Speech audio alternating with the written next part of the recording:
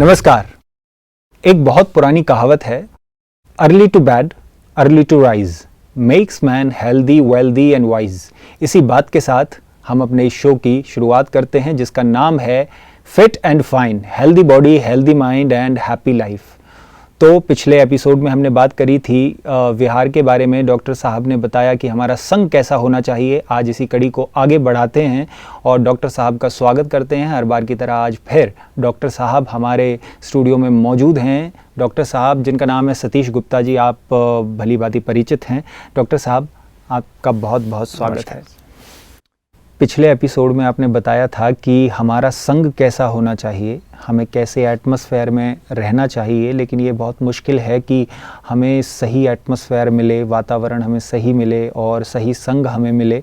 But ना भी मिले, हम मेडिटेशन के द्वारा हम अब बीइंग कॉन्शियस हो करके गुलाब के फूल की तरह खुशबूदार बन सकते हैं। और वायुमंडल को हम चेंज ना भी कर पाएँ, लेकिन हम खुद अपने आप को खुशबूदार फूल बना करके और वायुमंडल में पॉजिटिव वाइब्रेशंस, खुशबू फैला सकते हैं। तो आज विहार में और क्या क्या चीज़ें आती हैं, आगे हम आपसे जानना चाहते हैं। उसके बारे में प्लीज़ विस्तार से बताइए ताकि हमारे दर्शक पूरा अच्छी तरीके से समझ पाएँ और इम्प्लीमेंट अपनी लाइफ में कर पाएँ। देखिए, जब हम व्यवहार आहार विहार की बात कर रहे हैं जी, नॉर्मली विहार में लोग यही समझते हैं आमतौर पर कि विहार का मतलब सिर्फ सैर है जी, या व्यायाम है। कई बार हम ऐसा भी बोल देते हैं व्यायाम, आहार और व्यायाम। जी, व्यायाम की बजाय जो रियल वर्ड है वो विहार ही है। और विहार में जब हमारा जो टोटल मैंने बताया, जैसे विहार का अर्थ यही है कि हमारे अंदर का भी और बाहर का भी, जिस वातावरण में रहते हैं हम उसमें ऑक्सीजन से भरपूर रहें, क्योंकि ऑक्सीजन जीवन है। बिना ऑक्सीजन के हम 1 मिनट भी जिंदा नहीं रह सकते हैं। और दूसरा जो है, सैर जरूर करें खुली हवा में, सनराइज़ के बाद करें, सनसेट के पहले थोड़ा शाम को टहल लें। और तीसरी जो हमने संग की बात की, संग का मतलब सत्य का संग, सत्संग कहते हैं। संग, सत्संग और कुसंग कहते हैं ना। जी, कहते हैं कुसुंग डुबो देता है आदमी को और जी, सत्य का संग आपको तार देता है। तार देना माना आप इस जीवन रूपी नैया से, इस दुनिया रूपी सागर से, प्रॉब्लम्स के, समस्याओं के सागर से आप पार हो जाते हैं अगर सत्य अपने साथ है। कहते हैं हम होंगे कामयाब एक दिन, पूरा है विश्वास। कब विश्वास? जब सत्य आपके साथ है। तो सत्य, आप ये ना सोचें कि लोगों से आप प्रभावित ना हो, आपको लोगों को प्रभावित करना है। कम से कम आप अपने अंदर जो मैं आत्मा हूँ, मैं बीइंग हूँ, मुझे कम से कम अपने बस्ती की 100 अरब कोशिकाओं को अपने प्रभाव में रखना है, सत्य के प्रभाव में रखना है। जी, राइट। मेरे शरीर की 80,000 अरब कोशिकाएं, उसको मुझे अच्छा प्रभाव डालना है। और जो मैं अगर कुछ करता हूँ, जैसे मैंने तब एक अगरबत्ती की तरह से, गुलाब के फूल के माफिक जो मेरे घर में रहते हैं, मेरे माता पिता, भाई बहन, पति पत्नी, बच्चे, उन पर तो एक अच्छा असर पड़े। ऑफिस में जाता हूँ, वो मुझे देख करके कुछ सीखे, वो ना भी सीखे कि तो मेरा तो अपना अंदर का एटमॉस्फेयर। संग माना, जब मैं संग की बात कर रहा हूँ तो संग अपना, लोग संग समझते कंपनी माना दूसरे लोगों की कंपनी से, हम नहीं, उनसे मिलो जुलो जरूर, कि तो अपने सत्य को ना छोड़ें, अपने सिद्धांत को ना छोड़ें। एटलीस्ट हमारे ऊपर प्रभाव नहीं पड़ेगा अगर हम कहते हैं मैंगो पर्सन, आज कोकोनट पर्सनैलिटी, आज के लोग कोकोनट पर्सनैलिटी बन गए। बाहर से बहुत झाड़ झंकार डिफिकल्ट, अंदर से बहुत मीठे हैं। जी, जी, अंदर मीठा होता है ना, जो नारियल होता है, अंदर से बहुत मीठा होता है, पानी भी मीठा होता है, अंदर से गिरी भी बहुत अच्छी होती है ना। पर नारियल, उसे नारियल कहते हैं ना, नारियल है ना, रियल नहीं है वो, रियल नॉट रियल नहीं है वो। हमारे जीवन को, आज का जीवन ये नॉट रियल हो गया है। जी, इसलिए हर जगह जहाँ जाते हैं ना, वो नारियल को तोड़ते हैं ना, कुछ चीज़ का उद्घाटन करते हैं तो रियल निकलता है ना फिर अंदर से, जी, है ना। तो हमारा जीवन क्या है, आज का जीवन अंदर से बहुत नरम है और बाहर से बहुत कड़क है। जी, सभी का ऐसा हो गया है। तो अभी हमको उल्टा बनना चाहिए। हम मैंगो पर्सनैलिटी बने, संग में माना हम मैंगो पर्सनैलिटी बने। हम अंदर से सख्त, गिरी अंदर स्ट्रांग होती है ना, जी, और बाहर से बहुत मीठा मधुर। तो हमारे सिद्धांत जो है ना, जो हमारे कॉन्सेप्ट्स हैं, सिद्धांत बड़े क्लियर होने चाहिए, क्लैरिटी होनी चाहिए, निश्चय बुद्धि होना चाहिए। तभी जीवन रूपी इस कुरुक्षेत्र में हमारी विजय होगी। तो नहीं तो जीवन रूपी कुरुक्षेत्र माना कर्म क्षेत्र है ना। जीवन एक daily challenge, full of challenges है ना। तो संग हम सत्य का रखेंगे, अर्जुन की माफिक, सदा श्री कृष्ण का साथ है ना, सत्य का साथ, श्रीमत।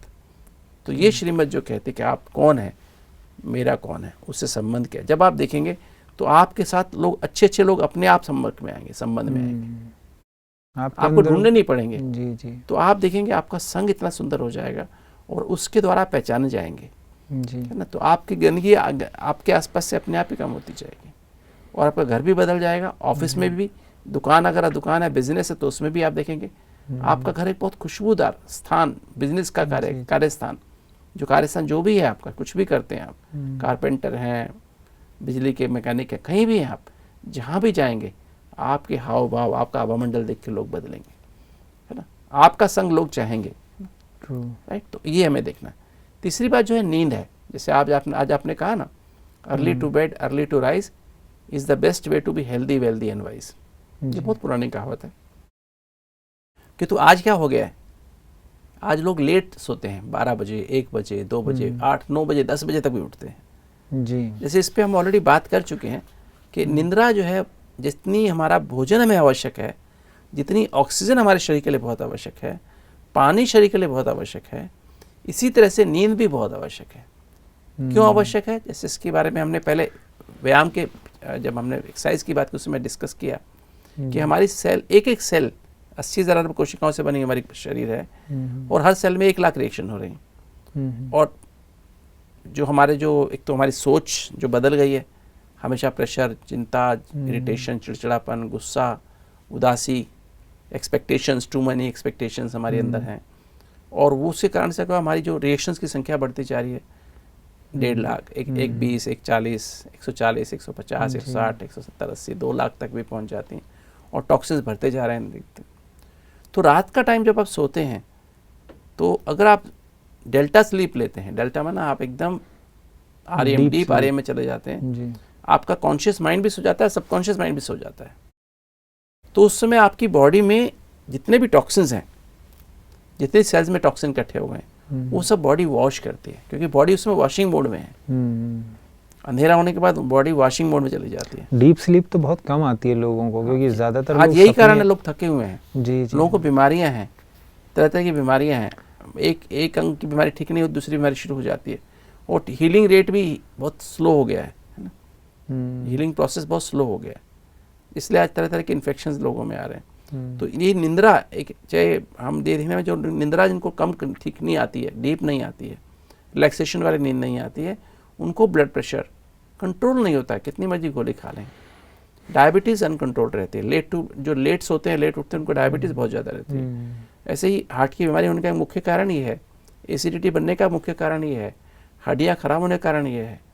तो लगभग सभी बीमारियों का, डिप्रेशन का एक बहुत बड़ा कारण, जो लेट सोते हैं, लेट उठते हैं, उनको डिप्रेशन हो जाता है, वो एंजाइटी प्रोन होते हैं, क्योंकि पूरा उनका हार्मोनल प्रोफाइल, हार्मोनल एक्सिस, जो हमने बताया हार्मोनल ऑर्केस्ट्रा बिगड़ जाता है। तो बहुत बहुत आवश्यक है कि अच्छी निद्रा, जो बात की अर्ली टू बेड में ना, कम से कम 10 बजे तक आपको सो जाना चाहिए। मैंने ऐसे लोग भी देखे हैं जो बहुत सोते हैं, मतलब बहुत ऐसा नहीं कि पूरा दिन रात सोते हैं, लेकिन बहुत अच्छी नींद लेते हैं, 8 घंटे 10 घंटे, मतलब रात को जल्दी सो जाएंगे, या फिर थोड़ा बहुत लेट भी हो जाते हैं, लेकिन सुबह लेट तक सोएंगे। लाइक रात को 10 बजे सो गए तो सुबह अपना 7-8 बजे उठ जाएंगे। नींद पूरी है, लेकिन फिर भी उनको, और लाइफ में ऐसा कोई स्ट्रेस भी नहीं है कि वो बहुत ज़्यादा ऐसा बिजनेस कोई करते हैं कि लाइक भाई बहुत प्रेशर है हम कहें, लेकिन फिर भी वो कहीं ना कहीं मेंटल प्रॉब्लम से गुजर रहे हैं, लाइक डिप्रेशन से गुजर रहे हैं। उनको फिर भी कोई ना कोई ऐसी, जो आप बात कर रहे हैं, आजकल डिप्रेशन बहुत ज़्यादा, मतलब अप्रॉक्सीमेटली 20% पॉपुलेशन हमारी डिप्रेशन में है। क्योंकि उस डिप्रेशन कारण हम एक्सपेक्टेशन, टू मेनी एक्सपेक्टेशंस, जो thinking about the past leads to depression.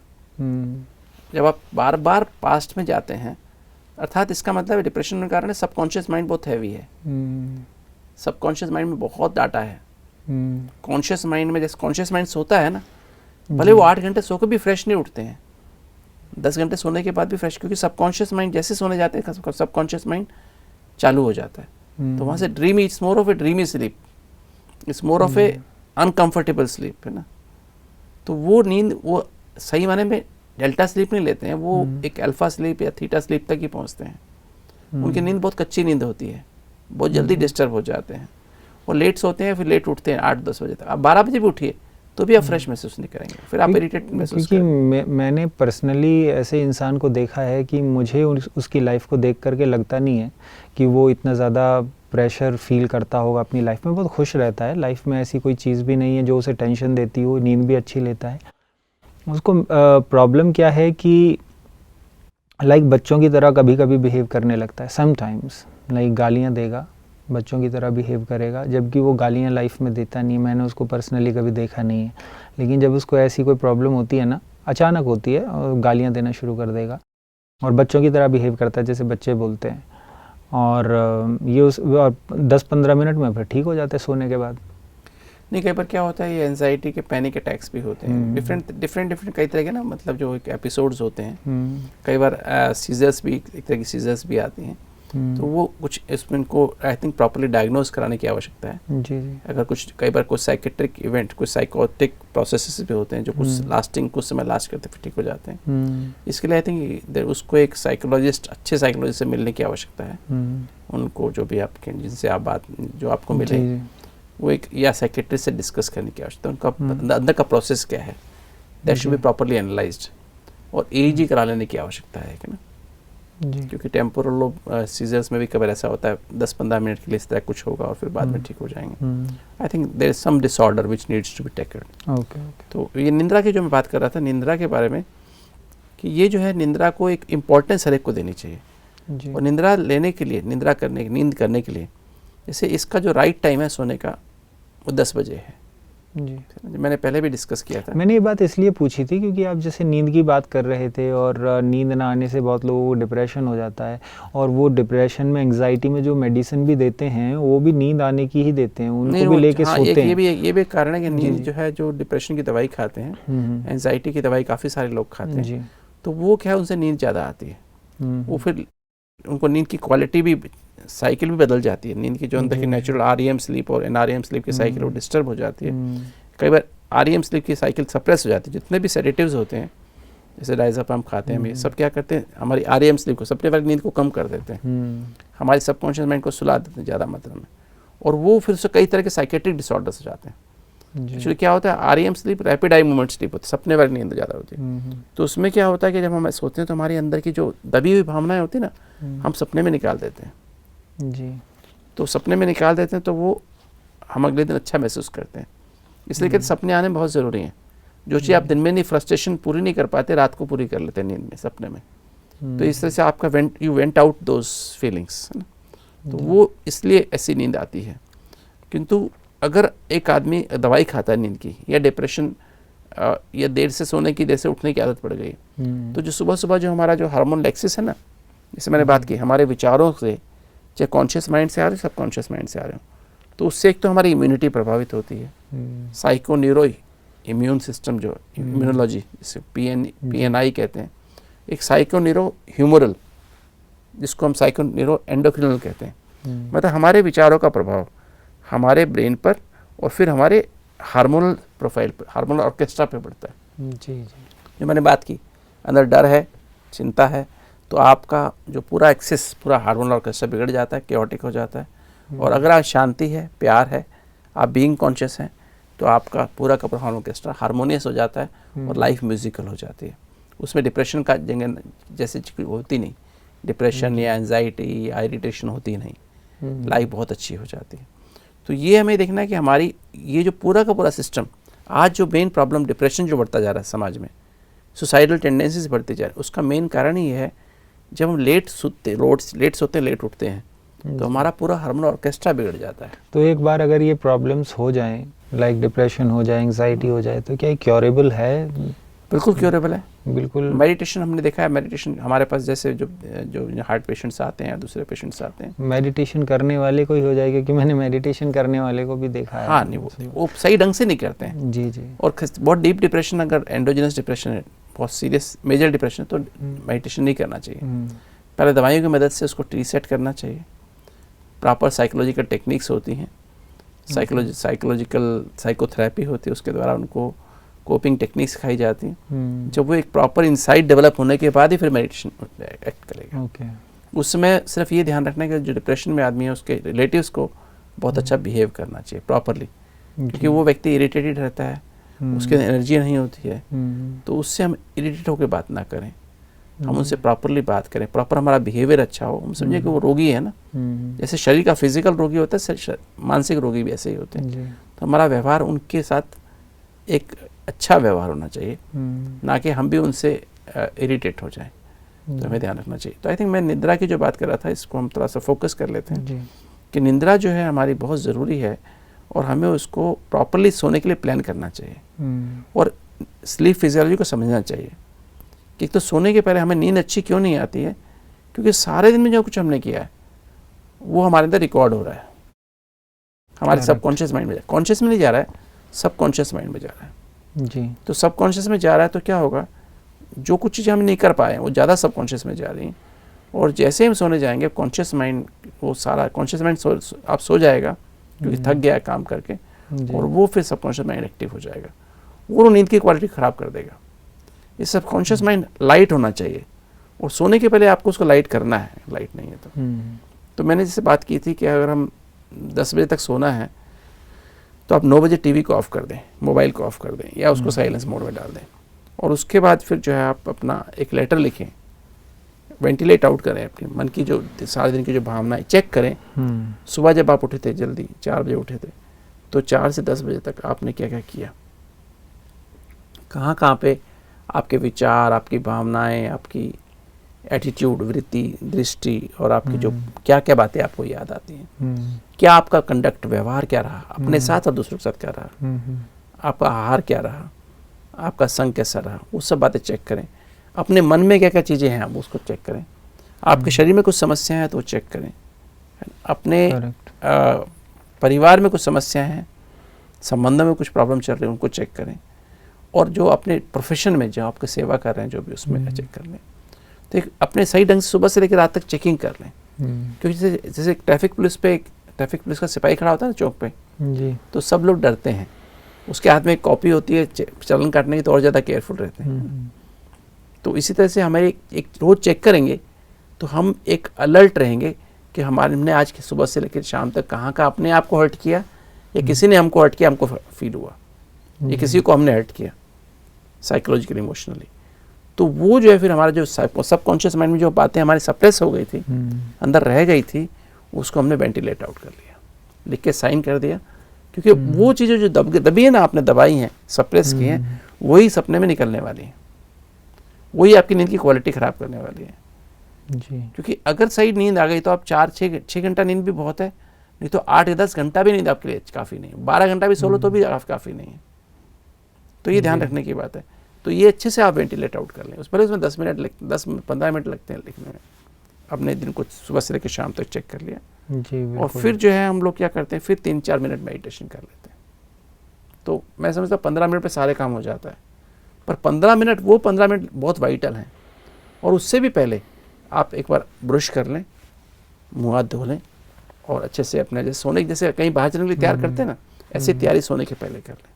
हाथ धो लें, सिर पे थोड़ा सा पानी लगा लें, जैसे क्रीम लगा लें, बाल कॉम कर लें, पैरों को भी थोड़ा साफ कर सकते हैं, और फिर आप बेड पे जाएं और फिर लेटर लिखें, फिर अपना एक 3-4 मिनट मेडिटेशन करें, बीइंग कॉन्शियस होकर आप उसका प्रैक्टिस करके, और फिर इसी प्रोसेस में आपकी जो रिदम है ना, जैसे बताई थी आपकी alpha beta rhythm, beta plus super beta gamma rhythm में जो चले जाते हैं, उससे आप रिटर्न कर जाएंगे, बीटा में आ जाएंगे, गामा में, सुपर बीटा में है तो बीटा में आ जाएंगे, अल्फा में आ जाएंगे, और 3 मिनट मेडिटेशन करेंगे तो अल्फा से भी थीटा में आ जाएंगे, थीटा से भी डेल्टा में आ जाएंगे।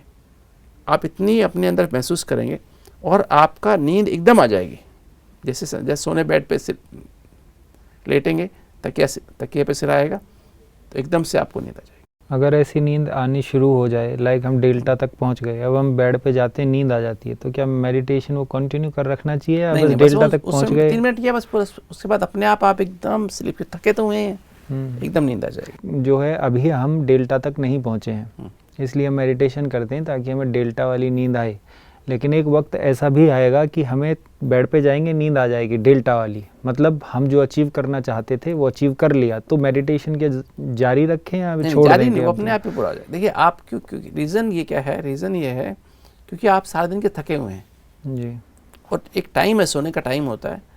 अपने आप ही अब जब सारा दिन आपने काम, 16 घंटे से आप जगे हुए हैं, आपने काम किया है, बॉडी रेस्ट मांग रही है, तो आपको, क्योंकि आपका माइंड एक्टिव है, अगर आपका माइंड, आपकी frequency beta plus super beta में है, तो आपका माइंड एक्टिव है और वो सोने देगा आपको। विचार चलते रहेंगे, वही बातें, दिन की बातें याद आती रहेंगी, वो हर्ट्स आपको जो साइकोलॉजिकल इमोशनल हर्ट्स हैं वो याद आती रहेंगी और वो सोने देगा।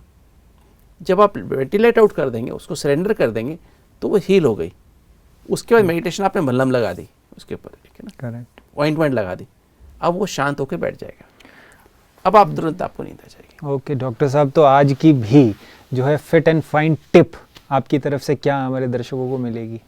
जितना आप आहार और व्यायाम को ज़रूरी समझते हैं अपने जीवन में फ्रेश रहने के लिए, एक्टिव रहने के लिए, उतना ही निंद्रा भी ज़रूरी है। किंतु अच्छी निंद्रा, आपको तरोताज़ा रखने वाली, फ्रेश करने वाली निंद्रा तभी आप एंजॉय कर पाएंगे जब आप सोने के पहले शरीर की भी तैयारी करेंगे, मन की भी तैयारी करेंगे। शरीर की तैयारी करने के लिए आप अपने आप को थोड़ा फ्रेश कर लें, थोड़ा ब्रश कर लें और मुँह हाथ धो लें, और उसके बाद अपने बेड पे बैठ के एक लेटर लिखें परमात्मा के नाम, उसमें अपने मन की सारी स्ट्रेस सारे दिन में जो रही हैं आपके साथ, वो सारी लिख लें और परमात्मा को सरेंडर कर दें, और फिर 3 मिनट मेडिटेशन करके सो जाएं, तो आप पाएंगे नेक्स्ट डे अपने आप को एकदम फ्रेश और ताज़ा दम। तो डॉक्टर साहब, आज की चर्चा के लिए आपका बहुत बहुत धन्यवाद। आज आपने जो बताया नींद की इम्पोर्टेंस हमारी लाइफ में कितनी है और किस तरीके से नींद करनी चाहिए, और नींद का प्रभाव भी हमारी बॉडी पर पड़ता है, डिप्रेशन, एंग्जाइटी, ये सब आजकल lack of sleep, deep sleep के कारण हो रहा है। और अच्छी स्लीप कैसे आए, डेल्टा स्थिति का अनुभव कैसे करें सोते समय, वो सब आपने बताया। तो उस सब के लिए बहुत बहुत धन्यवाद। तो डॉक्टर साहब ने आज बताया कि नींद की इम्पोर्टेंस हमारी लाइफ में कितनी है और नींद हमारी कैसी होनी चाहिए। कई बार मेरे साथ भी ऐसा होता है कि हम रात को सोते हैं, रात को इतने सपने आते हैं, सुबह उठते हैं, फिर भी हम फ्रेश फील नहीं करते हैं, पूरा दिन हमारा ख़राब हो जाता है। नींद की क्वालिटी बहुत अच्छी नहीं है आजकल लोगों की, और मेरी तो पर्सनली, मैं तो अपने पर्सनल एक्सपीरियंस से आपको बता रहा हूँ। तो नींद की क्वालिटी कैसी हो और गहराई से हम अगले एपिसोड में डॉक्टर साहब से जानेंगे। तब तक के लिए आपका धन्यवाद। देखते रहिए आपका अपना show fit and fine, healthy body, healthy mind and happy life. धन्यवाद।